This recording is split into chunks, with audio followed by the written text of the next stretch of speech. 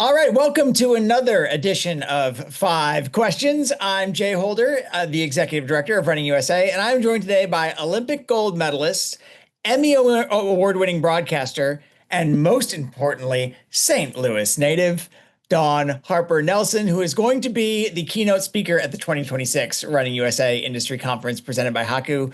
Dawn, this is not one of the five questions, but I'm doing well, but I'm just gonna let everybody know I'm nervous about these five questions, okay? I don't know what he's gonna hit me with. No, but I'm really excited to be here, but I'm super excited about this event. And I just love running. So this is fun for me. we're super excited to have you here, and I know that the people who are coming are super excited to hear what you have to say. I'm excited to hear what you have to say right now. So first, I've been following your Instagram, and I see you out running a lot, not jumping over any hurdles. Yes. What are you training for? Life. Okay. I'm very clear that, first of all, I just have a love for running.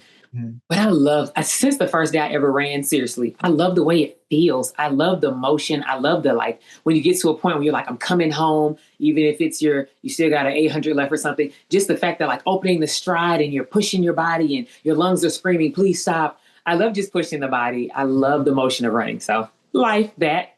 I love training for life. Question 1B then, since you've retired from the hurdles, what does a run look like for you? What's your daily, weekly routine?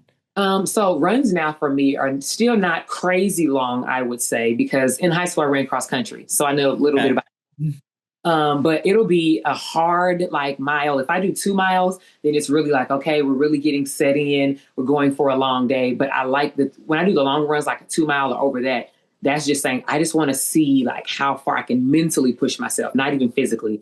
But I still love to have moments where it's like interval running, where you kind of do the slow jog and then you pick up and you go for a certain amount of time. So it'll be like a hard minute, hard 2 minute, and then you shut it down for about 2 minutes where it's a nice jog and then push. So that's what runs look like for me. I'm very rare. Am I just like, I want to go for a 13? Nope, not a half. But no, yeah. So that's what runs look like for me. I love interval running. Okay, so when we get you out at the morning run at the Running USA conference, you can like speed up ahead of us, slow down, speed up ahead of us. I already told myself when I said I'm doing this, I was like, you got to switch your training because they're going to have you actually come out there and you can't be in the back. We just do like 3 or 4, so it's not crazy long. Yeah. Okay. One of the other things I've noticed on your runs, especially when you post on Instagram, is you got some hot takes on track and field. What's your hottest take right now going into the U.S. championships? Oh, well, it has to be Noah Lyles, the fact that he has not opened up in the 200 and he's doing it tomorrow, which is Monaco. And everyone is like, I don't know, they're losing their minds. Like they're freaking out. Will he be ready? Can he do it? Because of Letsil Tobogo from Botswana. He did win the Olympics, but Noah Lyles always says the 200 is his wife.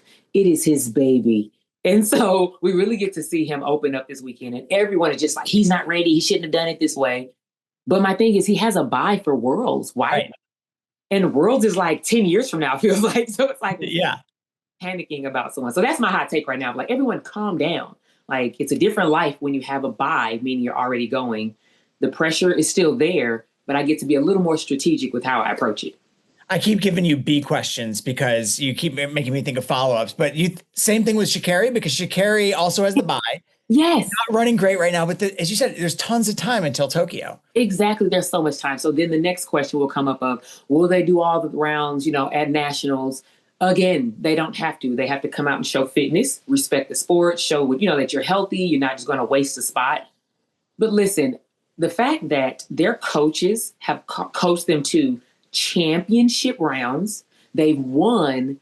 Why are we wondering if they can do it again? Now, I love that they will have company when they get to Worlds. Okay, Julian Alfred, she's going to be like, come, this is my world now. Yeah. But the fact that Dennis Mitchell, he's done this over and over again. So when they get to nationals, people will be freaking out again. Why did they need to? But I love that, they have a bye. Relax. And by the time this goes out, Noah will have run. But I am pumped for tomorrow, for Monaco tomorrow, for a number of reasons. Yeah. The Noah Letsil rematch. Yep. I'm pumped for that. Knowing that, okay, so we've talked about Noah and Sha'Carri. We were talking before we started recording. You're going to be in Eugene for U.S. champs. Outside of those 2 races, what event are you looking forward to the most? I mean, is it not going to be the hurdles? Okay. I know, right? But when Nikki Hiltz steps on the line, like everyone watch out. Like they have shown me that they are ready to step up or step down. Like when Grand Slam presented to them, like, oh, come and run.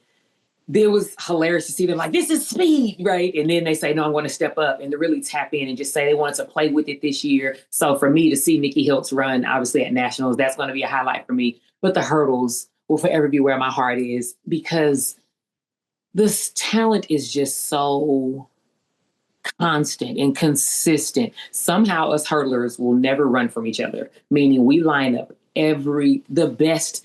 You never see matches like this consistently in any other event.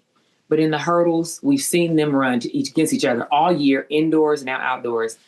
And so, man, when it comes to this nationals, who will be the top three? And whoever crosses the line is so deserving. You know how some races are like, oh, man, well, this person should have won. They'd have been a better. But whoever crosses the line in the hurdles, I'm with them.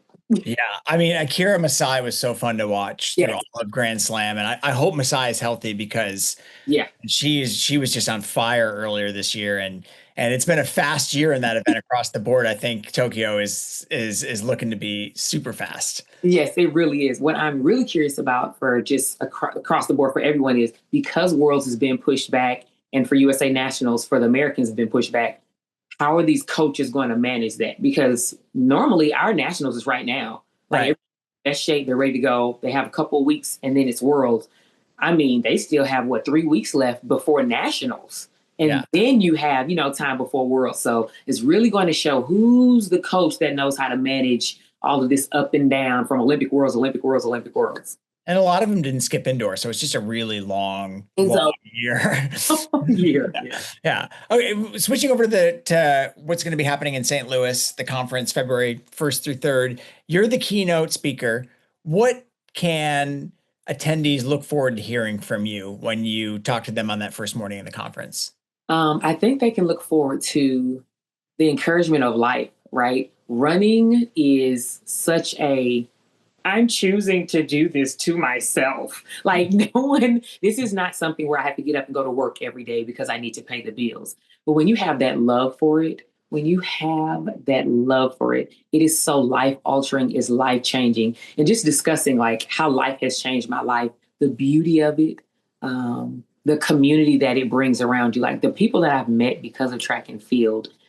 I thank God every day that he's allowed me to run because I've met some amazing people that are lifelong friends. They're family members now. You couldn't tell me that we aren't sisters and brothers. So just that encouragement of like, they already love running, but just hearing kind of my perspective, how it's changed and just how it's continuing to just kind of change the St. Louis community and the world. So I know that was a lot, but yeah.